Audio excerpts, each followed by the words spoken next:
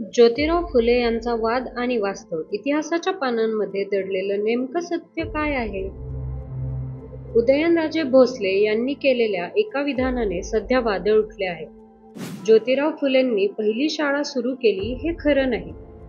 हे विधान ऐकून अनेकांना धक्का बसला.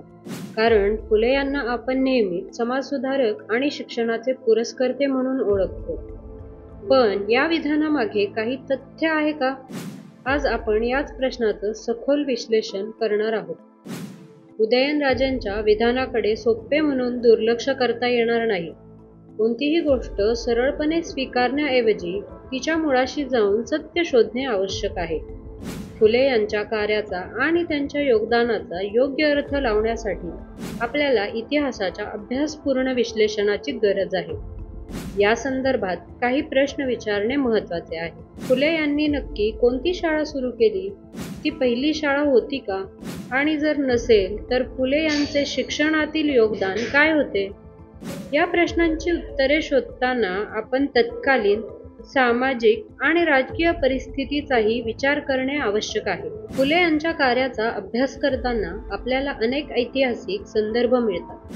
त्यापैकी काही महत्त्वाचे संदर्भ खालीलप्रमाणे आहेत. 1848 साली पुण्यात पहिली शाळा. अनेक इतिहासकारांच्या मते फुले यांनी 1848 साली पुण्यात पहिली शाळा सुरू केली. ही शाळा मुलींसाठी होती आणि त्या काळात स्त्रियांच्या शिक्षणासाठी उचललेले हे एक क्रांतिकारी पाऊल होते. तत्कालीन सामाजिक परिस्थिती. फुले यांच्या काळात जातीय भेद आणि अस्पृश्यता मोठ्या प्रमाणावर होती. शिक्षणापासून वंचित असलेल्या समाजातील घटकांसाठी फुले यांनी शाळा उघडल्या आणि त्यांना शिक्षण मिळवण्याचा हक्क मिळवून दिला. फुले यांचे योगदान. फुले यांनी केवळ शाळा सुरू केली नाही, तर शिक्षण सर्वांपर्यंत पोहोचावे यासाठी त्यांनी अनेक प्रयत्न केले. त्यांनी शिक्षण, समाज सुधारणा आणि जातीय समानतेच्या क्षेत्रात महत्त्वपूर्ण योगदान दिले. या संदर्भात काही इतिहासकारांची मते विचारात घेणं आवश्यक आहे. यामध्ये डॉक्टर G.P. देशपांडे आणि डॉक्टर नरेंद्र जाधव यांची नावे देखील जोडली गेली आहेत. उदाहरणार्थ, काही इतिहासकारांच्या मते फुले यांनी सुरू केलेली शाळा पहिली नव्हती, कारण त्याआधीही काही लोकांनी शिक्षण क्षेत्रात काम केले होते. मात्र फुले यांनी ज्या परिस्थितीत काम केले ती परिस्थिती निश्चितच आव्हानात्मक होती. या व्यतिरिक्त शासकीय नोंदी आणि कागदपत्रांचा अभ्यास करणं महत्त्वाचं आहे. फुले यांच्या शाळेचा उल्लेख शासकीय कागदपत्रांमध्ये आढळतो का? त्या शाळेला सरकारकडून मान्यता मिळाली होती का? या प्रश्नांची उत्तरं शोधण्यासाठी आपल्याला अधिक संशोधन करण्याची गरज आहे. फुले यांच्या कार्याचा आणि त्यांच्या योगदानाचा योग्य अर्थ लावण्यासाठी आपल्याला विविध दृष्टिकोन विचारात घेणे आवश्यक आहे.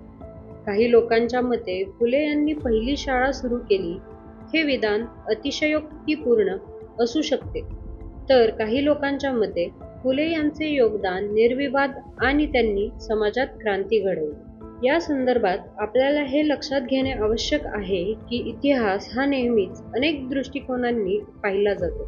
त्यामुळे कोणत्याही एका निष्कर्षावर पोहोचण्याआधी विविध मतं आणि विचारांचा आदर करणे आवश्यक आहे. फुले यांच्या कार्याचा अभ्यास करताना आपल्याला काही अनुत्तरित प्रश्नही मिळतात. फुले यांच्या शाळेचे नेमके पुरावे का उपलब्ध नाहीत? त्यांच्या काळात इतर समाजसुधारकांनी शिक्षणासाठी काय प्रयत्न केले? आणि आजच्या शिक्षण व्यवस्थेत फुले यांच्या विचारांचे काय महत्त्व आहे? या प्रश्नांची उत्तरे शोधणं आवश्यक आहे. अखेरीस फुले यांनी पहिली शाळा सुरू केली की नाही या वादात न पडता त्यांच्या विचारांना जिवंत ठेवणे महत्त्वाचे आहे. शिक्षणाचं महत्त्व ओळखून समाजात ज्ञानाचा प्रसार करणं आवश्यक आहे. फुले यांच्या कार्याला सलाम.